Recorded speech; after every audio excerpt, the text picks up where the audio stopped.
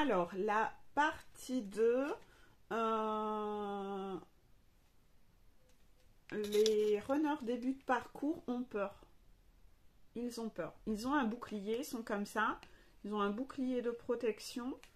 Et il est écrit, je vais remettre mon chrono à 0.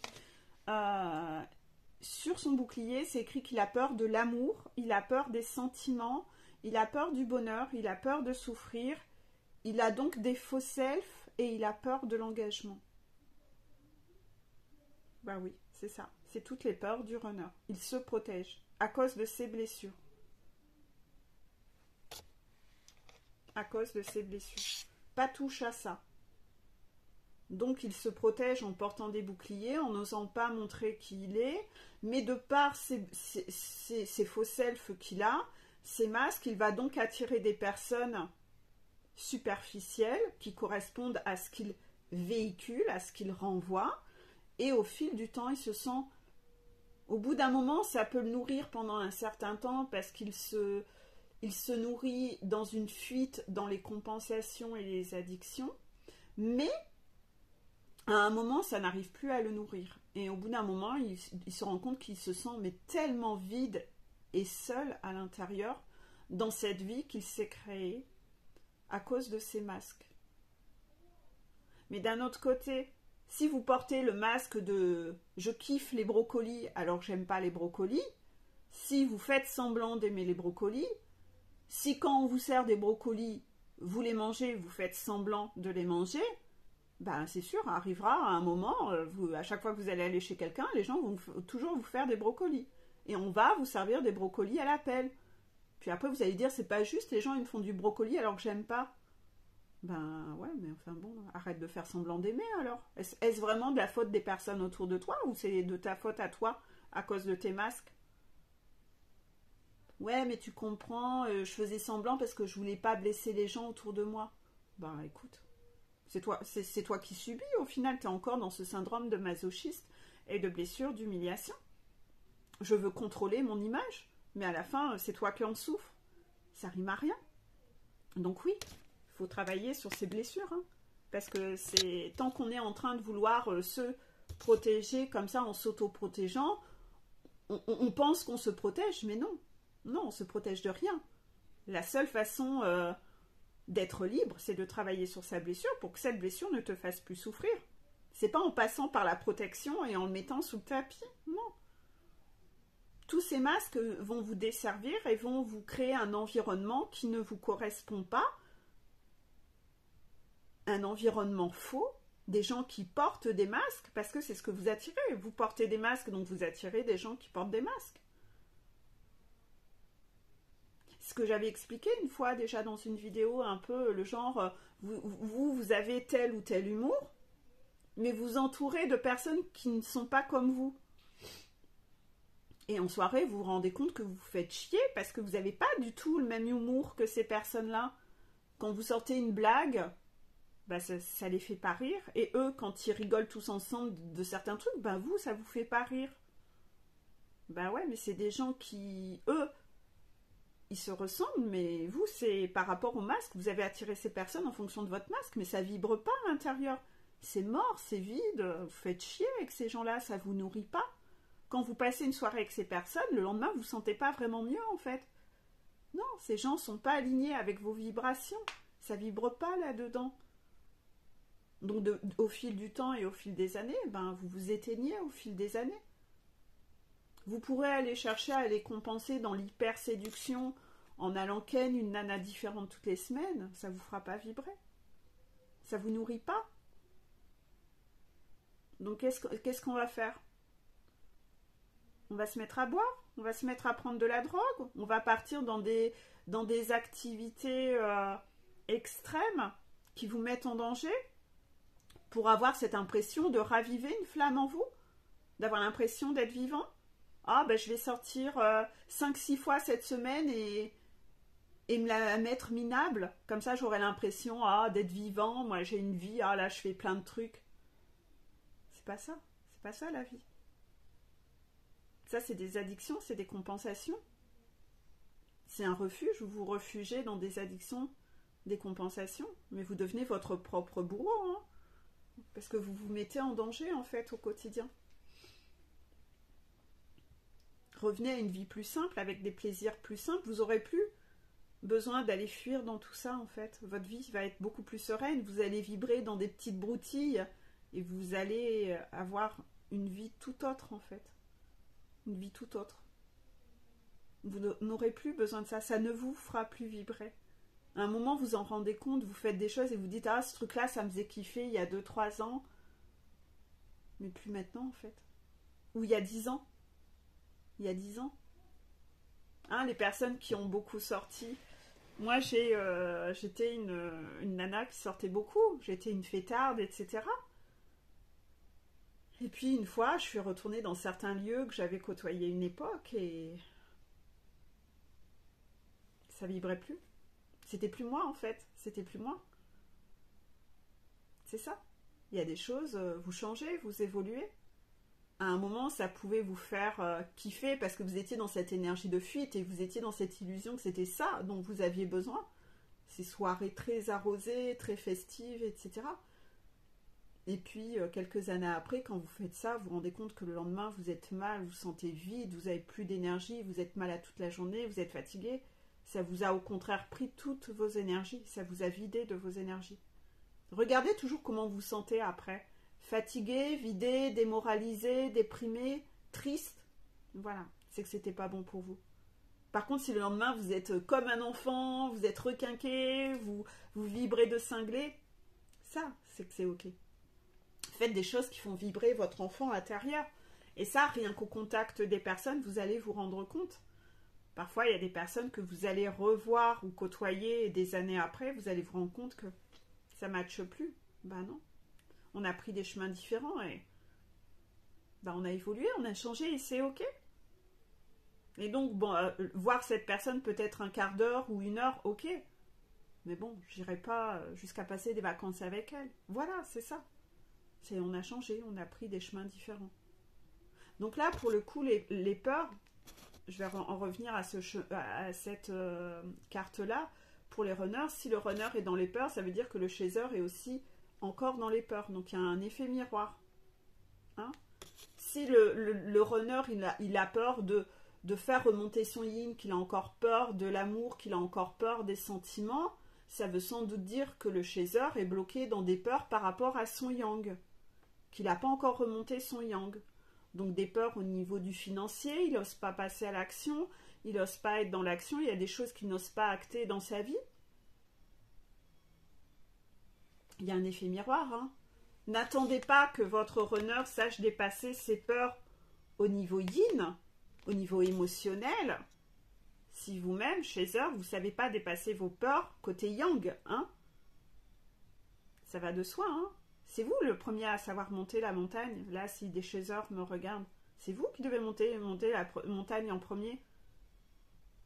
On ne refait pas le scénario autrement. Hein. Le scénario, il est là. Hein. Vous ne descendrez pas. Hein. Le scénario n'a pas changé. Hein. C'est vous qui montez la montagne et c'est lui qui la montera après. Donc, regardez les effets miroirs. On est là sur du début de parcours. Hein. Donc, bossez sur vous. Bossez sur vos blessures. Bossez sur vos masques. Bossez sur vos mécanismes de protection. Bossez sur votre faux self. Dépassez, traversez vos piscines les unes après les autres. Travaillez sur vous.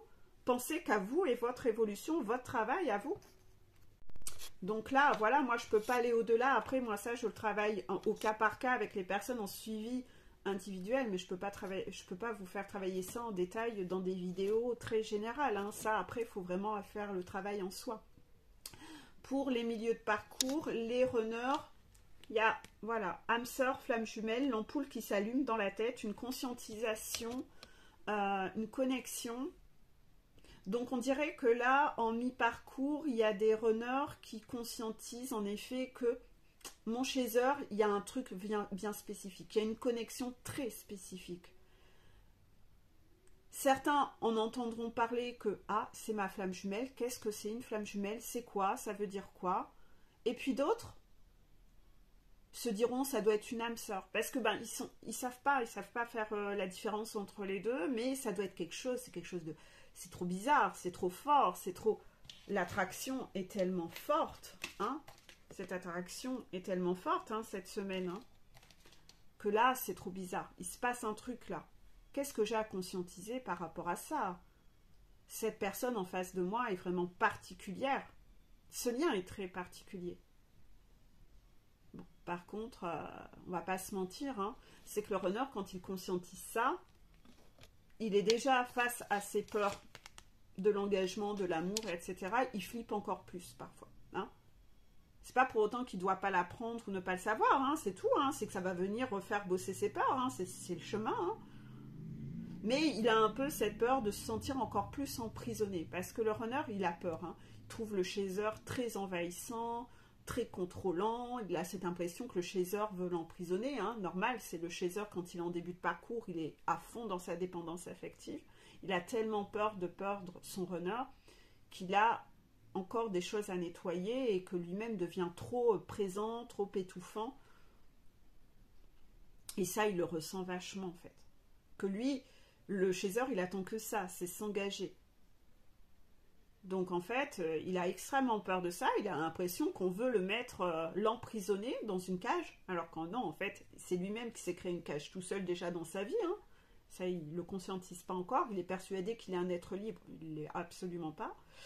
Et en fait, il va fuir sa chaser, mais sa chaser va ainsi bosser sa dépendance affective et son esprit contrôlant et son côté étouffant, et elle va devoir réapprendre à se centrer sur elle-même plutôt que d'être toujours là, centrée sur son runner, à ne regarder que lui en fait, à être focus que sur lui. Donc, quand il apprend ça, il a un peu ce côté un peu d'ado. Non, mais moi, je vais faire obstacle à ça, on ne m'impose rien, je veux utiliser mon libre arbitre, qu'est-ce que ça veut dire? Ça veut dire qu'on veut me piloter, etc. Voilà. Pourquoi? Parce que c'est son diable qui lui parle, parce que son diable lui dit, mais redescends, hein, surtout monte pas la montagne, mon coco, hein. Descends, descends, viens, on va aller revivre avec Karmika, toute cette prison, on va repartir avec Toxic Mama. Surtout ne monte pas cette montagne, ils veulent te contrôler, tu as vu, hein. Laisse-toi contrôler par les diables comme moi, Toxic Mama, Karmika. Tu es un être libre avec eux, hein. Ouais, tu es vachement libre. Le diable lui dit n'importe quoi. Il lui susurre toutes ses peurs pour qu'il n'avance pas. En lui faisant dire c'est qui ton ennemi? C'est ta chaser. Bah ouais. Hein, rappelez-vous, l'ego parle comme un pervers narcissique. Et le pervers narcissique va chercher à être en conflit et vous éloigner des personnes qui sont bonnes pour vous garder dans une prison avec que des personnes comme lui, qui pensent comme lui, et surtout lui, pour avoir son emprise.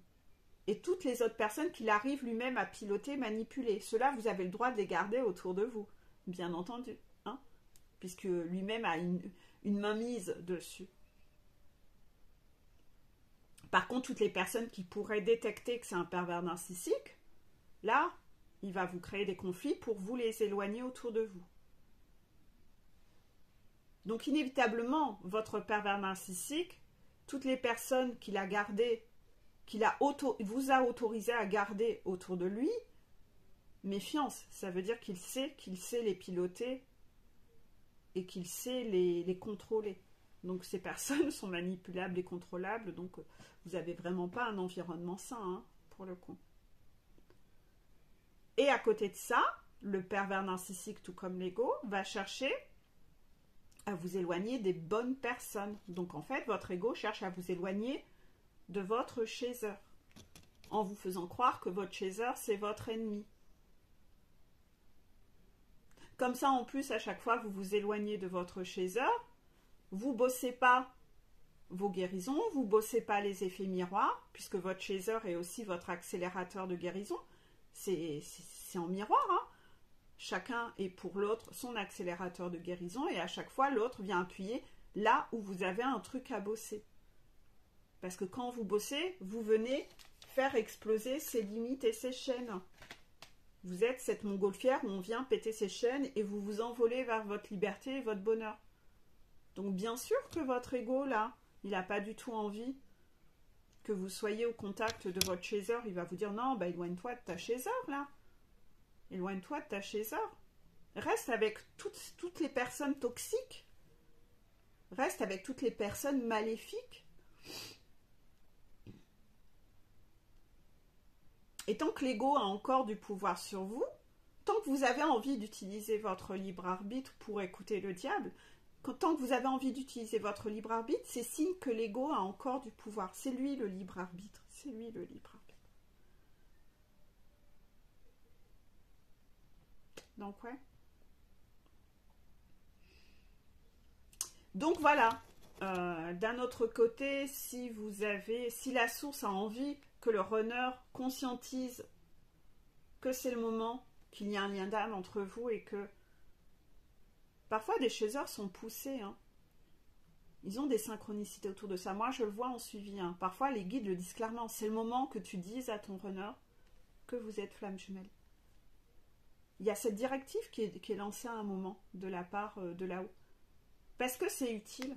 Parce qu'à ce moment-là, le runner va rebosser des nouvelles choses. Hein. Il va rebosser sur certaines peurs. Il faut que les choses avancent à un moment. Il faut qu'il en ait connaissance, en fait. Pour le travail, c'est nécessaire. Donc ça, c'est vraiment au cas par cas. Hein. C'est vraiment au cas par cas. D'un autre côté, il peut aussi conscientiser votre runner mi-parcours que sa karmika qui lui a dit « Ah, tu sais, on m'a dit qu'on était âmes sœurs », il va peut-être conscientiser que finalement, il y a plusieurs familles d'âmes sœurs. Donc là encore, hein, je vais remettre les liens. N'hésitez pas à les partager parfois hein, à votre jumeau, ces liens-là. Que dans les âmes sœurs, il y a des âmes sœurs toxiques. Je remettrai les différentes catégories d'âmes sœurs. C'est une vidéo extrêmement courte. Hein. Faites attention à ça. Hein, parce que les karmikas, elles en usent de ça. Hein. Ah, nous sommes âmes sœurs. Ouais, mais une âme sœur, ça veut tout dire et rien en fait en soi. Hein. Âme sœur toxique, c'est loin d'être positif. Hein. La karmika, c'est une âme sœur toxique. Hein. Donc il peut aussi conscientiser à ce moment-là, mais merde, il se passe des trucs un peu bizarres. Hein. Cette histoire d'âme sœur là, elle m'avait dit que c'était une âme sœur, mais c'est quand même... Ah merde. Ah, il y a plusieurs âmes sœurs. Merde, c'était une âme sœur toxique. Et je suis en flamme jumelle. Oh, mon Dieu, je suis pas du tout dans la bonne relation. Voilà, hein, parce que la source, elle décide qu'il faut venir faire avancer les choses hein, cette semaine. Voilà, donc pour les mi-parcours. Quant aux fins de parcours, très jolie carte, la plus belle, je t'aime. Donc ce qui veut dire que là, on vous fait travailler les runners, le chakra du cœur, hein, l'ouverture du chakra du cœur, la kundalini, hein, cette énergie sexuelle extrêmement forte qu'il y a entre les flammes jumelles, part du bas au niveau des organes sexuels, hein, au niveau des chakras du bas, chakra sacré, chakra racine, chakra sacré, etc. Ça monte, ça monte, ça monte, jusqu'à venir exploser au niveau du chakra cœur pour venir péter ces carapaces qu'il y a là au niveau du chakra cœur. Hein, parce que là, le runner, lui, c'est du fil barbelé, c'est 10 000 carapaces, je ne sais quoi autour, il y a des bombes, des machins, il ne faut surtout pas s'approcher de son cœur. Qu'à un moment, cette kundalini et cette attraction, hein, qui est extrêmement forte, qui est l'énergie de cette semaine, elle vient, elle monte, elle monte, elle monte, et elle vient exploser au niveau du chakra cœur, pour qu'enfin, il les ressente, ces émotions et ces boucliers qu'il s'était mis, le runner. Ça vient péter là, et après, ça continue de monter, monter, pour venir exploser au niveau du chakra troisième œil et au niveau du chakra coronal au-dessus de la tête pour enfin recevoir ses intuitions, recevoir les informations. Pour être dans cette phase d'éveil où il voit, ça y est, il voit. Troisième œil, coronal, il voit tout autrement. Le voile est tombé, les œillères sont tombées. Et une fois qu'on a retrouvé la vue, on ne peut plus repartir dans son déni. Tout prend une autre dimension. On voit, une fois qu'on s'est réveillé, on ne peut plus se rendormir. Une fois qu'on s'est réveillé, on ne peut plus se rendormir. J'ai vécu des situations comme ça qui étaient tellement troublantes sur un travail où une fois que j'avais vu clair en ce cinoche qu'on m'avait fait vivre, de cette propagande qu'on m'avait fait subir, que les voiles étaient tombés sur les personnes que j'avais autour de moi et comment on m'avait manipulée. Mais une fois que j'ai ouvert les yeux, alors que j'étais prête à tout donner à ces personnes, on peut plus les refermer. On peut plus les refermer. On peut plus se remettre un voile. On peut plus on voit. Tout est tellement clair. On peut plus fermer les yeux. On peut plus supporter cette situation. On peut plus se mettre aucun voile en fait. Donc cette Kundalini, elle est nécessaire, vous la sentez monter et progresser, vous pouvez ressentir l'attraction à distance, hein, c'est l'énergie, elle est là et elle est utile, voilà, elle est primordiale. Parce que c'est ça qui va faire que le runner va être dans cette énergie de se rendre compte qu'il ne peut plus, refouler ses sentiments sont là. Il peut dire tout ce qu'il veut, c'est là. Et c'est ce qui va enfin, je l'espère, pour beaucoup d'entre vous, qu'il va oser aller vous voir et vous annoncer tout ça. Un message par écrit, c'est tellement beau. Arrêtez de renier ces messages écrits. Ça me fait mal au cœur quand vous dites ça, alors que moi je trouve ça tellement parfois, tellement plus beau un message écrit, parce que c'est très bien aussi en face à face, mais parfois en face à face, le souvenir va changer au fil du temps. Par l'écrit, vous pourrez aller le revoir indéfiniment en fait. Ne négligez pas l'écrit. Arrêtez de vous mettre des barrières. Je vous pousse, hein. Certains vont voir ce que je vous dis en suivi. Non, faites-le. Faites-le, c'est tellement beau. C'est tellement beau.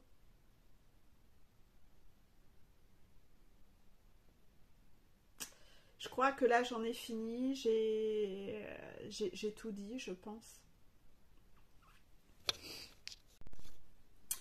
Ouais, je pense que j'ai tout dit. Je vais juste faire une mini parenthèse par rapport au message que j'ai fait avant-hier sur les axes de travail des chasers. J'ai dit aux chasers, si vous avez des opportunités de voir votre runner, acceptez, ne le faites pas par peur de souffrir, ne refusez pas par peur de souffrir ou etc. Bien entendu, j'anticipe éventuellement le fait de l'avoir compris peut-être un peu dans le blanc, noir et pas dans les nuances de gris encore. Parce que le chaser est parfois un peu comme ça, dans les extrêmes. Bien entendu, il ne s'agit pas non plus de tout claquer pour être disponible et surdisponible pour votre runner. Hein. Arrêtez de toujours être disponible pour lui. C'est-à-dire que parfois, vous avez en effet fait des projets, et il vous propose quelque chose, et lui, parce qu'il claque des doigts, il a l'habitude que vous avez toujours été comme ça. Eh bien, en fait, et vous l'avez habitué comme ça, c'est aussi de votre faute. Eh bien, en fait, la source ne vous demande pas d'annuler tous vos plans pour être disponible pour lui, hein, bien entendu. Hein. Ne repartez pas, ne comprenez pas ça pour une excuse pour repartir dans votre esprit de sacrifice. Hein. Je trouvais important de le repréciser. Hein. Si vous n'êtes pas dispo, vous n'êtes pas dispo. Il retrouvera un autre créneau, hein. Parce qu'il y a certains runners qui font aucun effort pour être disponibles pour vous. Donc, ne partez pas non plus dans le sacrifice. Vous devez tout lâcher pour être disponible pour lui. Hein. Ne soyez pas une serpillière. Hein. Tout ça, c'est des tests aussi. Hein. C'est-à-dire que lui, il a eu l'habitude de ça. Hein. Que quand il claquait des doigts, vous étiez là comme tel un petit chien-chien. Non, ça, c'est fini. Hein. Vous avez fait des plans, vous n'êtes pas dispo, vous n'êtes pas dispo. Pas de chance. D'accord? Ça sera pour une prochaine fois. Ah, c'est sûr, son petit enfant intérieur à lui va être un peu comme un enfant gâté qui va taper des pieds. Ouais, c'est pas juste. Ben ouais, c'est parce que vous l'avez habitué comme ça. Donc, ben écoute, il apprendra un peu la frustration. Ce que c'est que la frustration, que les choses ne sont pas toujours comme lui le veut. Donc, ça va lui faire travailler son esprit de contrôle. S'il le vit comme une trahison ou comme un rejet de sa personne, ça lui appartient. Ça lui fera nettoyer sa blessure de rejet ou ça lui fera travailler sa blessure de trahison. Donc il nettoiera les choses. Il doit aussi être compréhensif que vous n'êtes pas une serpillière et un chien-chien, que vous avez changé. Vous n'êtes pas dispo, vous n'êtes pas dispo. Par contre, si vous êtes dans la stratégie de vouloir lui dire « Non, je ne suis pas dispo », alors que vous n'avez rien parce que vous êtes par esprit de vengeance, Là, c'est votre ego encore qui vous pilote. Et là, bah là, c'est pas du tout ok. Vous aurez des foudres encore. Hein. Arrêtez d'être dans la manipulation ou dans la vengeance. C'est pas ça qu'on vous demande. Mais vous n'êtes pas dispo, vous n'êtes pas dispo. Ben ouais, vous avez fait des plans. C'est tout. Ben on décale la date. Quand on trouve un compromis ensemble. Et voilà, c'est ok comme ça. C'est comme ça qu'une relation doit être équilibre donner-recevoir.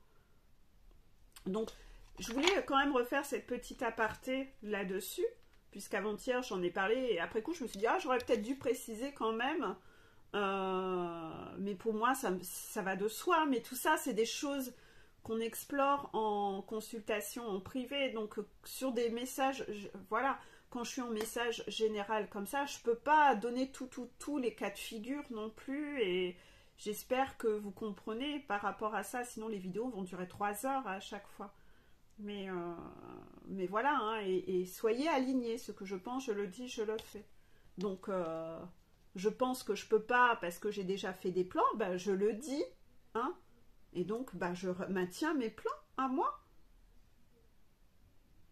Par contre, si ce que je fais, c'est non, j'ai rien de prévu, mais je dis ah non, j'ai plein de trucs, je suis overbooké. Non, c'est pas aligné, arrêtez de mentir. Pourquoi vous êtes comme ça?